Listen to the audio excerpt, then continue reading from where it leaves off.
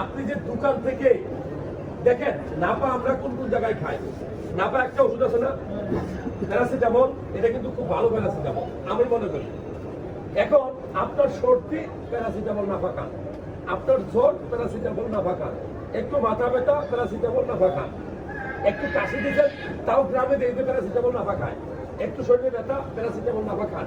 কে এটাকে মুড়ি পেয়েছেন জানতে? মুড়ি ডাক্তারের পরামর্শ ছাড়া যদি আপনি মুড়ির মতো খাইতে থাকেন সব ঠিক থাকবে, 5 বছর 10 বছর পরে আপনার কিডনি না থাকবে না। অতিরিক্ত ব্যথার ওষুধ কিন্তু খাওয়া ঠিক না।